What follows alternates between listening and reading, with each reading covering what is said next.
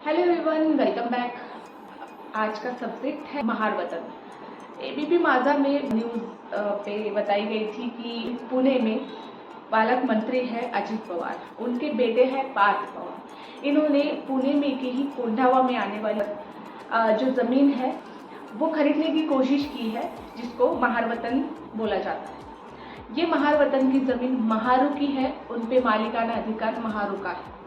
ये ज़मीन अंग्रेज़ों ने महारों की लॉयल्टी देखकर, आर्ट देखकर, उनका सोल्जर और उनकी मेहनत देखकर उन्हें ये ज़मीन दी थी। इसलिए मालिकाना अधिकार महारों का है, इसलिए उसको महार वतन बोला जाता है। भीमा कोरेगांव कोंढावा पुणे में ये आने वाली ज़मीन है। क्योंकि फिलहाल जो मीडिया बोला जाता है, बड़े बड़े जो मुद्दे हैं इनको नहीं दिखाया जाता।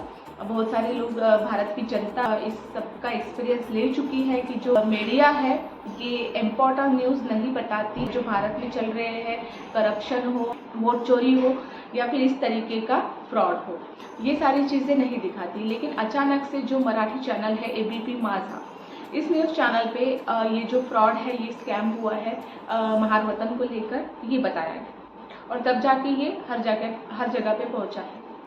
तो ये महार वतन का इशू उन्होंने शायद इसलिए फैलाया हो या फिर इसलिए न्यूज़ चैनल पे बताया हो ताकि जो मंत्री है पालक मंत्री अजित पवार, ये पहले राष्ट्रवादी में हुआ करते थे, उसके बाद में उन्होंने युति की बीजेपी से।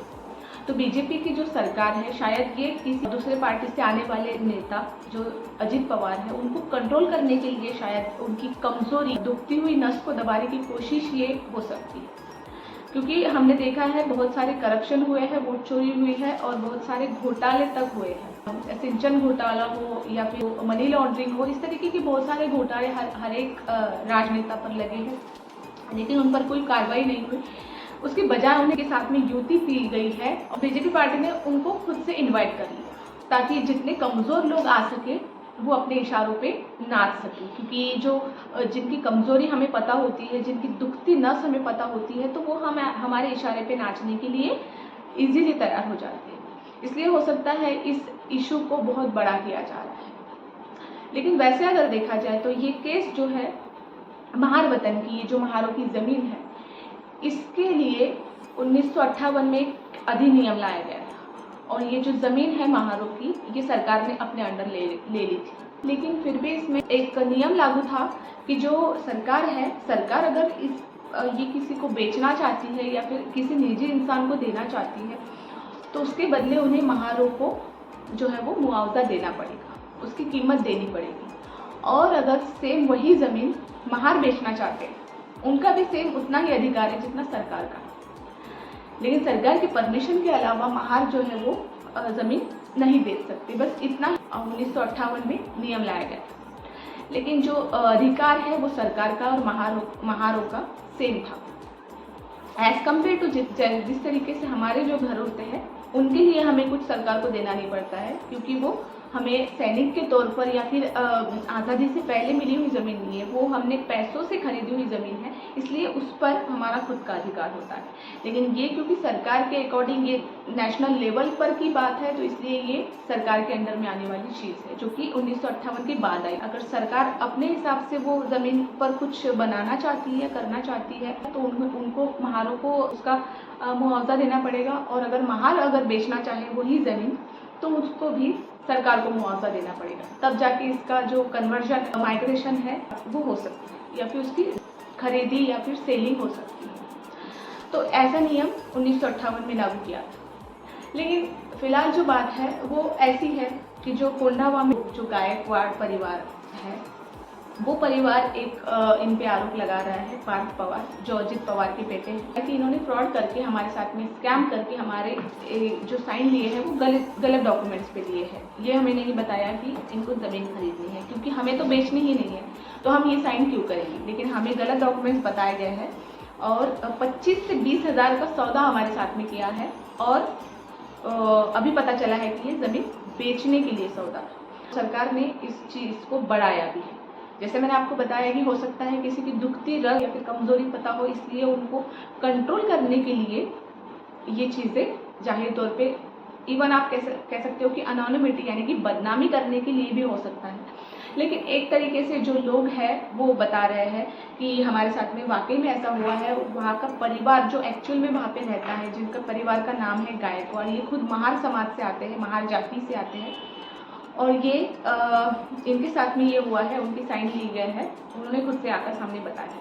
लेकिन ऐसे ही सेम केस है एक सोलापुर में, सांगोला नाम से 660 एकड़ का जो है क्लस्टर है, उसकी भी सेम केस ऐसे ही कोर्ट में चल रही है। तो ये तो सच बात है कि ये जो महार वतन है इस पर काफ़ी लोगों की नज़र है, और जो भीमा कोरेगांव का एरिया है कोंडावा, ये तो सबसे महंगा और सबसे पॉश एरिया है, और उसकी जो एक्चुअल कीमत भी है वो भी 1800 करोड़ के ऊपर बताई जाती है। लेकिन जो सौदा किया है वो बहुत ही ज़्यादा एकदम 3 से 2 या 1% में हुआ है। तो ये चीज़ें सामने आई है इसलिए क्योंकि ये जो राष्ट्रवादी से आने वाले अजित पवार हैं, जो फिलहाल बीजेपी पार्टी के साथ में युति कर चुके हैं, तो इन्होंने युति करने से पहले एक घोटाला किया था जो कि सिंचन घोटाला था, जो कि 70 करोड़ का बताया जा रहा था। इसका आरोप खुद नरेंद्र मोदी ने किया था, जो कि पंतप्रधान है। राष्ट्रवादी काँग्रेसनं 70,000 कोटींचा घोटाळा केल्याचा आरोप मोदींनी केला। एनसीपी पर भी करीब 70,000 करोड़ रुपए के घोटालों का आरोप है। महाराष्ट्र स्टेट कोऑपरेटिव बैंक घोटाला, महाराष्ट्र सिंचाई घोटाला, अवैध खनन घोटाला, इनकी लिस्ट भी। उसके बाद में जो अजित पवार है उन्होंने खुद से युति करना चाहिए बीजेपी के साथ। तो सिंपल सी चीज़ है, जिस तरीके से बाकी लोगों के जो आरोप है धुल जाते हैं अगर आप बीजेपी में जाते हो, तो वैसे ही हुआ अजित पवार के साथ में। जैसे अजित पवार ने बीजेपी में एंट्री कर ली, वो जो आरोप था जो खुद पंतप्रधान ने लगाया था उसका फिर से कोई जिक्र नहीं मिला। लेकिन फिलहाल अजित पवार के ही बेटे महार वतन के साथ में स्कैम करते हुए पकड़े गए हैं। कुछ लोगों पर केस भी दर्ज हुई है, दूसरे उनके पार्टनर हैं उन पर भी केस दर्ज की गई है। बताया जा रहा है कि उन्होंने मुआवजा जो सरकार को देना होता है वो सरकार को भी नहीं दिया, और जो एक्चुअल उसके ऑनर है, एक तो सरकार से भी परमिशन लेनी पड़ती है क्योंकि ये थर्ड पार्टी है, ये ना ही सरकार है ना ही खुद ऑनर है, तो इसलिए इन्होंने जो परमिशन है वो सरकार से भी नहीं ली, क्योंकि जो ज़मीन खरीदी या बेची जाने का जो पूरा रिकॉर्ड होता है वो महसूल विभाग के अंदर होता है। लेकिन महसूल विभाग के मंत्री बावनकुळे खुद से कह रहे हैं कि मुझे तो इस बारे में कुछ पता ही नहीं है। एक तर आतापर्यंत माझ्याकडे कुठली तक्रार प्राप्त नाहीये। मला सकाळी अंजली दमानी यांचा फोन होता, त्यांनी सांगितलं की मंगळवारी 11 तारखेला संपूर्ण केस माझ्याकडे फाईल करणार आहेत, आणि राहिला प्रश्न महार वतन जमिनीबद्दलचे निर्णय घेण्याचा, तो एक विशेष कायदा आहे। आपल्याला चेक करावं लागेल की महार वतन जमिनीच्या कायद्यानुसार झाला आहे की नाही झाला आहे। जो भीमा कोरेगांव में रहने वाले जो लोग हैं, कोंडावा में रहने वाले जो लोग हैं, उन्होंने और जो पार्थ पवार है इनके खिलाफ एट्रोसिटी दाखिल करने की डिमांड की है, और क्योंकि ये एट्रोसिटी के अंदर आने वाला ही केस है। आप देख सकते हैं कि जितनी प्रोसेस चल रही थी वो फिलहाल अभी रुक चुकी है, आगे तो नहीं बढ़ पाई, लेकिन फिर भी अगर ये सरकार जो है, हम अगर किसी न्यूज़ चैनल का नाम अगर बताएं जो महाराष्ट्र में मराठी चैनल के नाम से फेमस है, ये बीजेपी पार्टी के बहुत नज़दीक का चैनल माना जाता है, जिसका नाम है एबीपी माझा। जो एबीपी माझा ये खुद से अगर ये न्यूज़ बताती है तो दैट मीन कि वाकई में सरकार का इसमें हाथ हो सकता है, और सरकार जो है किसी की कमज़ोरी अपने हाथ में रखना चाहती है, और इसलिए एक एनोनिमिटी के तौर पे ये जो घोटाला है ये सबके सामने लाया गया है। लेकिन अगर वाकई में महारों की मदद करना चाहती है सरकार, तो ऐसी ही सेम केस जैसी ऐसे टोटल 5 केस हैं जो महाराष्ट्र में चल रहे हैं। महाराष्ट्र के हर एक कोने में आपको महार वतन मिलेगा, और आपने एक मराठी मूवी देखी होगी मुर्शी पैटर्न, उसमें भी महार वतन का जिक्र किया है, और उसमें आपको दिखाया गया है कि महार वतन की ज़मीन पे किस तरीके से कब्जा कर रहे हैं। तो महाराष्ट्र में हर एक कोने में आपको महार वतन की ज़मीन मिलेगी। कोंडावा में आने वाला और सबसे महंगा बोला जाता है, सबसे पॉश एरिया बोला जाता है, प्राइस में बहुत हाई रेट में बेचा जाता है।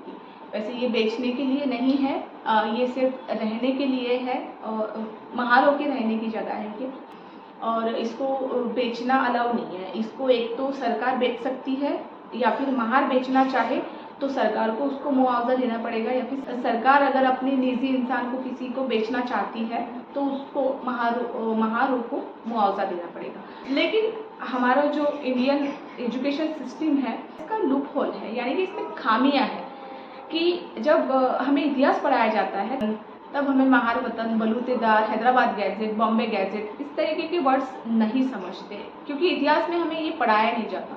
लेकिन इस तरीके के स्कैम जब हमारे सामने आता है तब हमें पता चलता है कि एक्चुअल में ऐसा इतिहास रहा है। तो ये जो हमारी एजुकेशन सिस्टम है, लोग हैं, उन्हें अपने अपने इतिहास के बारे में पता होना चाहिए। तो सरकार जब हमें बताएगी तभी हमें पता चलेगा। वैसे एनसीईआरटी में तो बहुत सारा इतिहास जो है वो अलग तरीके से फिलहाल सिखाया जा रहा है। अगर आप किसी भी 8 या 9 स्टैंडर्ड की किताब उठाकर देखोगे तो आपको वाकई में लगेगा कि एक्चुअल में पहले क्या था, शायद पहले का सच था या अभी का सच था। दोनों में बहुत ज़्यादा कन्फ्यूजन क्रिएट कर दिया गया है। एक्चुअल में जो रियल इतिहास है अपने राज्य सरकार, हर एक राज्य में अपना अपना इतिहास होता है, हर एक सांप्रदायिक लेवल पे हो या फिर धार्मिक लेवल पे हो, हर एक अपने अपने स्टेट में डिपार्टमेंट होता है। उस डिपार्टमेंट पे हर एक इतिहास का पूरा रिकॉर्ड रखा जाता है। तो इसलिए उसी रिकॉर्ड को लेकर एनसीईआरटी में डालना चाहिए। लेकिन सरकार जो है वो एनसीईआरटी अपने हिसाब से चला रही है। यहाँ तक कि JNU मतलब कि दिल्ली की यूनिवर्सिटी, जवाहरलाल नेहरू यूनिवर्सिटी, इसमें तो मनुस्मृति तक पढ़ाई जा रही है। तो इस तरीके का जो बदलाव है ये भारत सरकार चला रही है। तो इसमें शायद किसको दोष देना या किसको नहीं देना ये जनता को डिसाइड करना चाहिए, क्योंकि जो कुछ भी होता है वो जनता के साथ में होता है।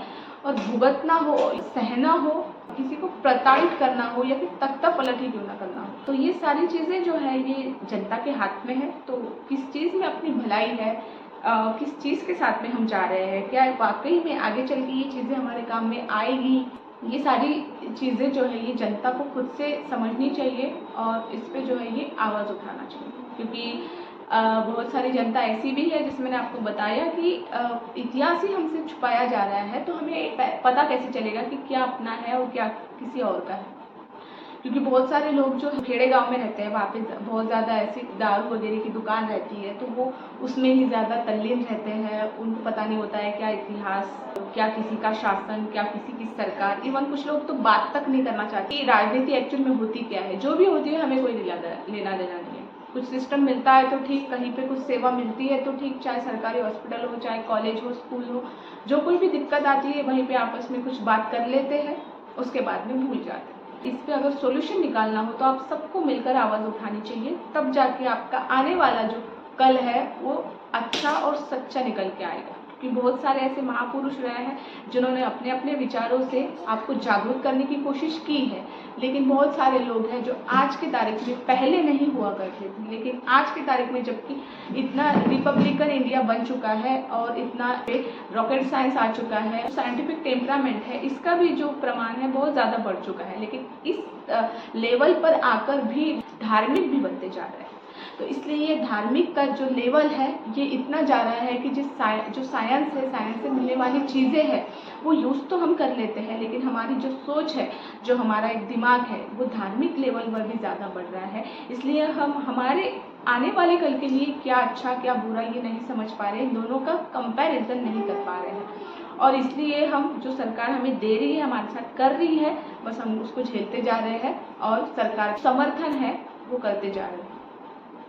कुछ लेवल पे हम ये भी कह सकते हैं कि जाति के तौर पर भी हम किसी सरकार को जो है वो सपोर्ट कर रहे हैं। लेकिन आप इतना याद रखिएगा कि चाहे सरकार मुस्लिम हो या हिंदू हो, हर एक सरकार अपना फ़ायदा देखती है। अभी फिलहाल की जो सरकार है, आपको पता होगा कि कोई उसका पर्सनल दोस्त है जिसका क्वेश्चन भी अमेरिका की कॉन्फ्रेंस में किया गया था, भारत के प्रधानमंत्री, लेकिन उन्होंने जवाब नहीं दिया। उन्होंने ये कहा कि मैं निजी बात नहीं कर सकता।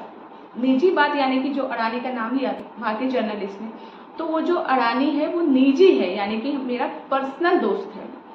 तो अगर वो पर्सनल दोस्त है तो फिर इंडिया की जो ज़मीन है, बिहार की जो ज़मीन है, आपको पता होगा, तो वो ज़मीन 1 रुपए के एकड़ में बेची गई है। 1 रुपए के एकड़, मतलब 1 एकड़ 1 रुपए का। इस लेवल पे जो सरकार है वो सरकार चला रही है। और हमने तो सिर्फ हिंदू है इसलिए चुन करके ला दिया। मेहनत करके कमाई गई है उस जमीन को भी 1 रुपया हो या 2 रुपये हो, इस लेवल पर सरकार खरीद रही है, खुद के कब्जे में ले रही है। लेकिन जनता जो है सरकार की जाति देखकर पसंद कर रही है। तो अगर आपको अभी भी यही सरकार लागू करनी है, लागू रखनी है, तो आपका क्या होगा? क्या आप अगर लेना चाहें कि 1 रुपया पर प्रति एकड़ जमीन, तो क्या आपको मिलेगी? आपको 100 रुपये एकड़ भी जमीन कहीं मिलेगी? नहीं मिलेगी आपको, क्योंकि आप आम जनता हो, आपकी कोई लेवल नहीं है, आपकी कोई रिस्पेक्ट नहीं है। आपका सिर्फ सबसे ज़्यादा पावरफुल अगर कोई वर्क है, कोई कैरेक्टर है, तो वो है सिर्फ और सिर्फ वोट। और वो वोट को अगर आप सही तरीके से दोगे, किसी की जाति देखकर या फिर किसी का धर्म देखकर नहीं दोगे, वाकई में ऐसे इंसान को दोगे कि जो इंसान हमें मतलब कि पूरे देश को आगे बढ़ाए। क्योंकि ये देश इसलिए बोलना पड़ेगा क्योंकि ये इस देश में हर एक जाति के, हर एक धर्म के लोगों ने अपना अपना कर्तव्य निभाया है, तभी जाके ये देश पूरा बन पाया है।